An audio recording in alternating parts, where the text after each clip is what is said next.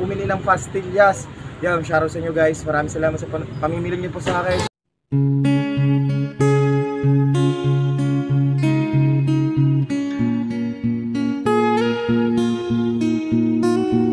Hey, what's up? So ngayon guys, pauwi galing sa ating trabaho.